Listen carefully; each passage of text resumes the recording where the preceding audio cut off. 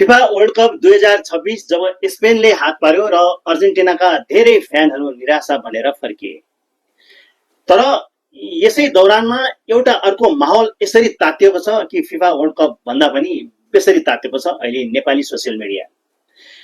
ज्ञानेन्द्र शाहीले जब एउटा लाइभ बसेर मनमा आएका कुराहरू जब उनले ओकाले लगतै यसरी खनिए कि अहिले हरेक सोसियल मिडियामा, युट्युबमा, टिकटकमा, फेसबुकमा जहाँ हेऱ्यो तहाँ माननीय ज्ञानेन्द्र शाहीमाथि खनिएका छन्।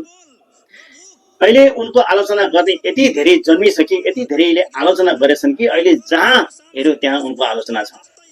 तर माननीय ज्ञानेन्द्र शाहीले भन्नुभएको छ कि म एउटा प्रतिपक्ष सांसद हुँ र हामीलाई चित्त नबुझेको कुरा हामीले संसदमा हामीले सवाल उठाउन पाइन्छ र सवालको जवाब सरकारले दिनुपर्छ। यही जवाब नपाएको एक त उनलाई रनको थियो र त्यहीमाथि धेरैले उनलाई जब टोक्न थाले र एकजना महिलासँग जब उनको चरित्र हत्या गर्ने जब प्रसङ्ग आयो त्यसपछि उनी एकाएक फायर भए र जापानमा गएको बेलामा उनी रात्रिकालीन अवस्थामा उनी लाइभ आए र लाइभबाट उनले धेरैलाई समेटेर भन्न भए लगतै 24 घण्टा अहिले यसरी सञ्जाल व्यस्त छ कि उनलाई गाली गर्नेमा।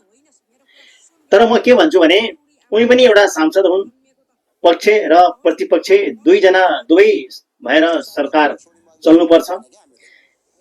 उनले पनि आफूलाई चित्त नबुझेको कुराहरू सरकारमा राख्न पाइयो र सरकारले जवाब दिनुपर्छ।